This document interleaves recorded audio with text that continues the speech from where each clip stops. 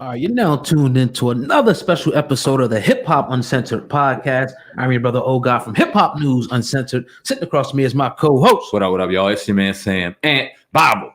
Hip Hop News. Like my cousin said, man, you're in the building of another edition of the Hip Hop Uncensored podcast. We got a special guest in the building. Yeah. A return guest on the podcast. We got our man Jo Jo Capone in the building. How you doing today, family? I'm Eiht. Thanks, y'all, for having me again.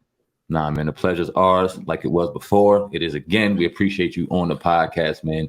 Definitely, especially right now. It's a lot going on in the world of hip hop, man. It's a lot going on out here. Obviously, if you are a fan of hip hop, as you know, a lot of people are talking. Yeah. Man, there's a lot going on. Now, the backstory, all this, let's just get right to it, man. I don't know if you saw our interview with Faizon Love, but in that interview, having a good interview, and he kept referencing Dave East, called him a fake Crip. Had some dialogue that had a lot of conversation once we dropped that conversation. First and foremost, did you see that interview? And what did you think about what Faizon said? I didn't see it. Okay, so in that interview, I think we were originally talking about Cat Williams, and he kept calling Dave East Corn East. And we were laughing and joking because he's a comedian. He was doing this thing. And then asked him, all right, what's your problem with Dave? Like, for real, what's your problem with Dave East? And he said that you see a lot of these rappers out here claiming sets and claiming to be gangs and things like that to get into the game and claim this persona, that isn't really their own. And then he went on to talk about how he couldn't believe how MC Eiht had stamped him, being how real MC Eiht was, and the song that they did together being corny as fuck. This is what kind of started everything that you see out here right now.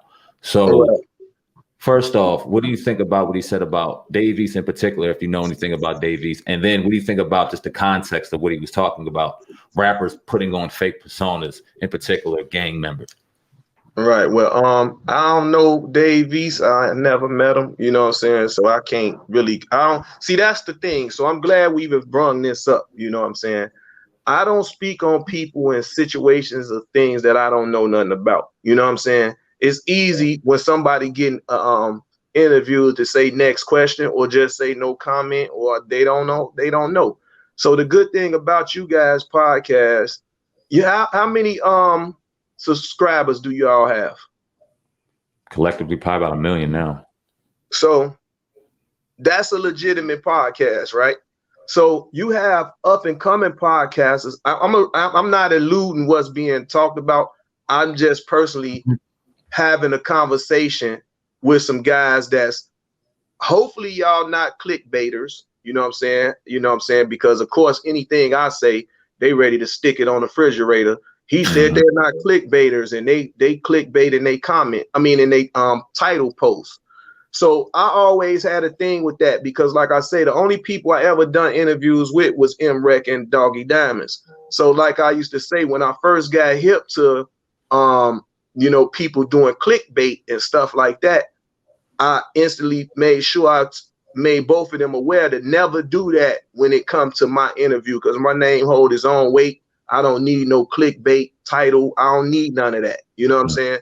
So I'm sure me coming from the DVD era, the CD era, then we have to morph off into the internet era, to where now we have podcasts. So for myself, having DVD magazines, I have to change with the times. You know what I'm saying? So when I get interviewed, whether I'm managing some artists, consulting some artists or something, is really the only reason I do the interviews. You know what I'm saying? So throughout years, you build bonds with people and relationships with people. So in my case, it's a guy that I'm considering them like trolls. So you have to not even say media training, but it's just common sense. Like if I never met a guy, you know what I'm saying, never had no dialogue with the guys or nothing, and they wake up and they post about you 50 times, that's clout chasing. You know what I'm saying? That's what we consider clout chasing. You know what I'm saying? And a lot of these guys get upset because I do pick and choose which interviews that I do. That's my choice. When I have my interviews with y'all, you know what I'm saying, I enjoy the conversation we have, the topics, whatever we speaking about, which is why y'all able to get me on here again. You see what I'm saying? And all I ask anybody that I ever done an interview with was just respect my wish to just don't put me in no clickbait situations. I don't do none of that. That's fake to me. I'm a realist. I'm a stand-up dude. Ain't no smut on my name. You know what I'm saying? I ain't no local joker. I'm a global gangster. You know, and I'm dealing with people that's behind their keyboards in their mama basement and all that just want to think they can antagonize me, you know what I'm saying, or something like that. But I'm gonna keep it 100. I never went through that, so I'm not gonna say that. I never been trolled and all that. I never dealt with that. You know what I'm saying? I think probably one time we found the IP address, pulled up. I'm sorry, I apologize, I didn't mean it. So I said, you know what? That'll teach him not to play with nobody else. You see what I'm saying? So and then that'll teach me too that, you know what I'm saying, I could have just, see, I'm not the turn the other cheek guy. So that's my issue. I'm not the turn the other cheek guy. I address any situation, minor or major, head on, because that's just who I am. You know what I'm saying? So you wake up in the morning, you can see, because you know everything is times now. Everything got a time on it. So you see 5 o'clock in the morning on the East Coast, a dude is having a sucker stroke. He got my name. He posting about me on his Instagram page because his YouTube page is struggling. You see what I'm saying? Like his YouTube page is struggling. Now you guys bring guys content. You guys bring people what you call that? You guys bring people content. So when it's a blogger or a YouTuber who content is struggling and he don't got nothing to speak about, they lose their mind because they want the fame so bad. You know what I'm saying? They want the fame so bad, so they sit back. They like predators. You know what I'm saying? They sit back and see what's trending so they can jump in and speak on it. For me, I'm a motivational speaker and I'm a life coach. So my things that I do is different. I'm speaking up to the kids. I'm using real examples, you know, of telling them how not to go this route. If it's people that they see that they glorify the streets, I'm telling them, hey, don't glorify the streets. You know what I'm saying? That was a condition that we was raised in, and we want to let our children know to don't follow our footsteps, do better than us. So in a situation like that, because I know you would want to get to the point of the whole Faizon thing, which I know you brung up, you know what I'm saying? And it's really about this book. Yes, sir. You know, my brother, Free Nate Hill. You know what I'm saying? Free Nate Hill. And this his book, Changes, Story of a Chicago Kingpin. I bought the book. The publishing company didn't send me the book. I didn't publish the book or none of that. So I'm reading the book like an average reader. That's just like now. I told y'all, and I wish y'all had an assistant or something in there that can go on Amazon, pull the book up, go to page 409 and read it and see what you see. I read it yesterday. So you see what I'm saying? So yeah, everybody say black and white, black and white. The book is in black and white.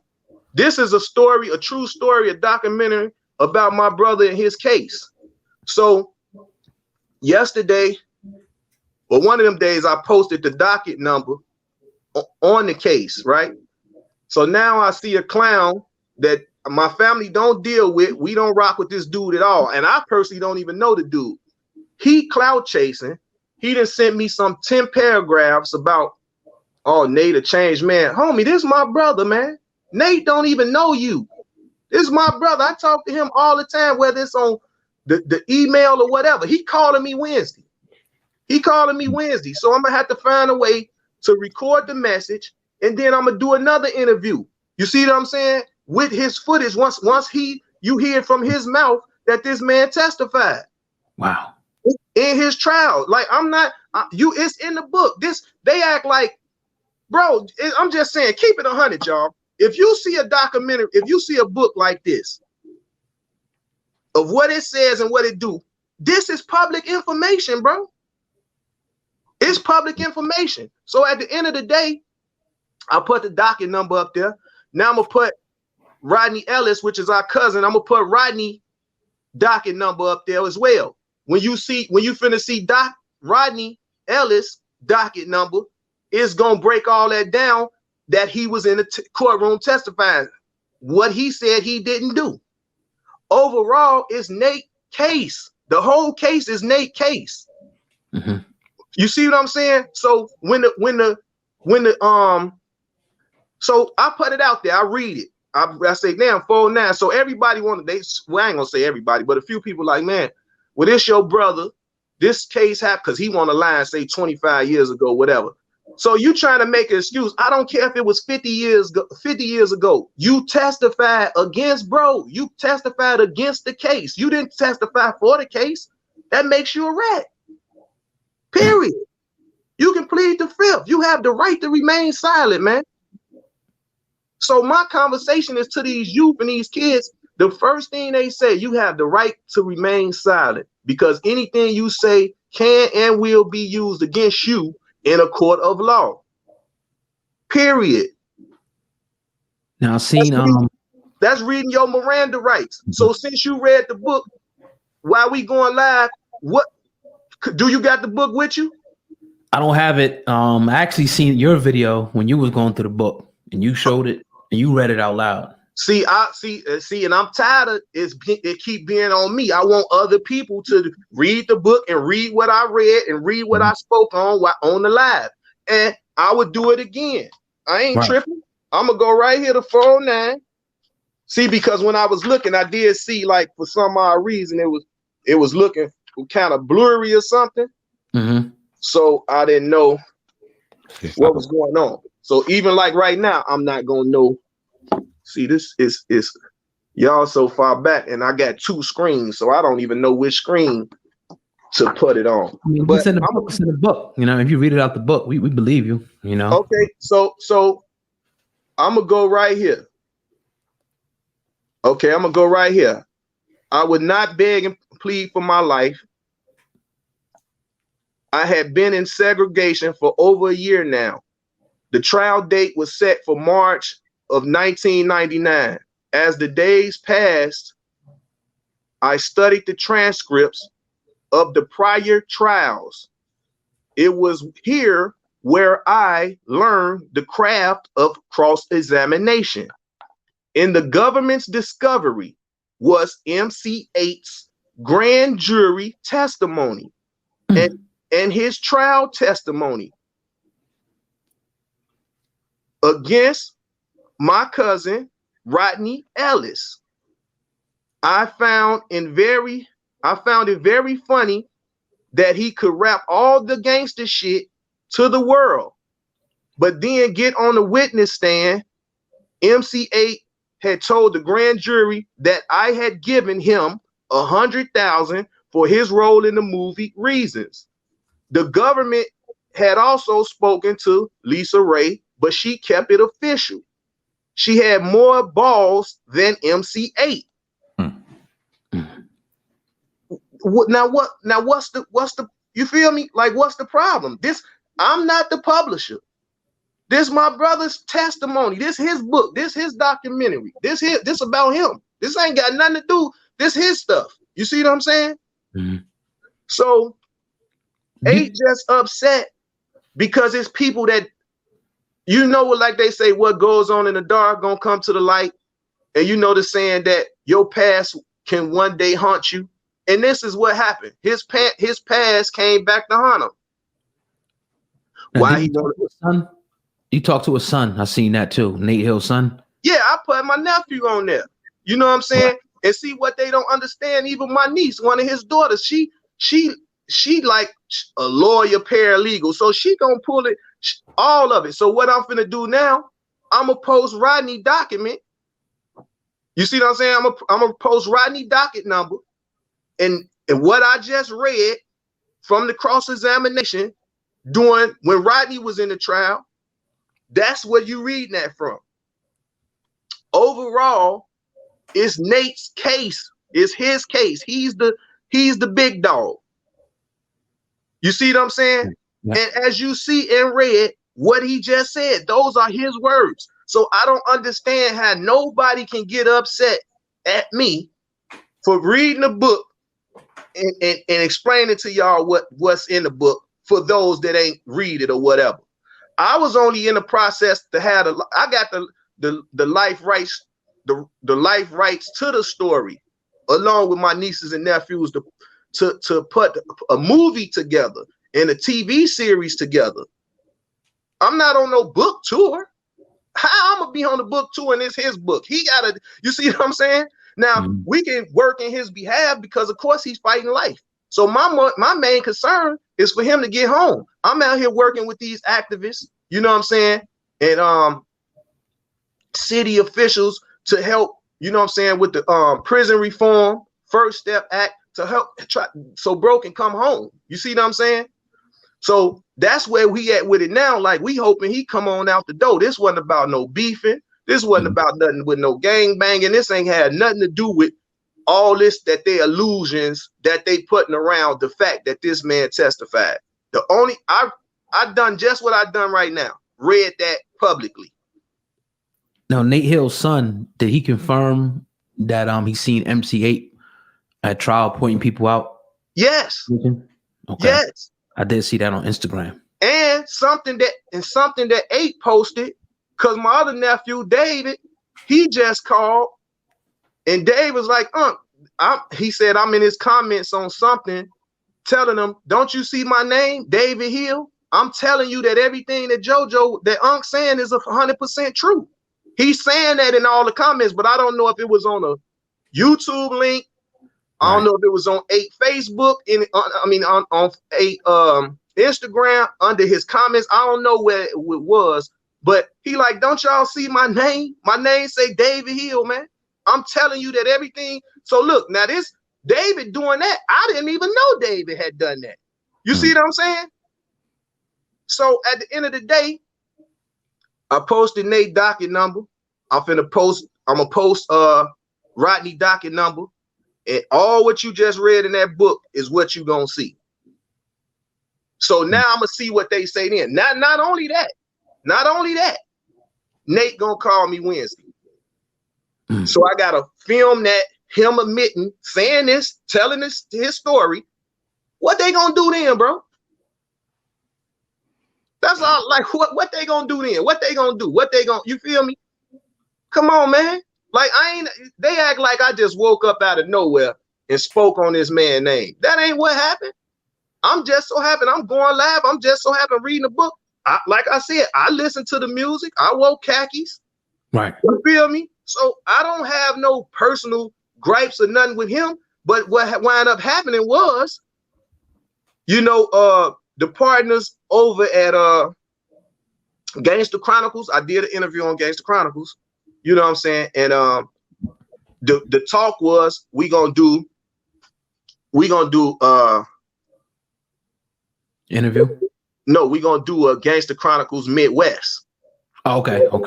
So I'm like, cool. So now within that, it's like we're gonna do a Gangster Chronicles Midwest, and it came to my attention that, hey, and we gonna pull MC Eiht on. And I say, no, the fuck you not with me on it. You see what I'm saying? He a rat. Damn. That's how it happened. So that's exactly how it happened. And I sent them the book. I sent them the page to read in their own words. Of course, on Instagram and your text message, you can see once the person read it. Yeah. But it was they had done, probably shot their pilot. They probably already shot their photo shoot. So it's like, damn, man. You see what I'm saying? So I can understand that's just like y'all doing y'all podcast and you like, we gonna get an office in downtown.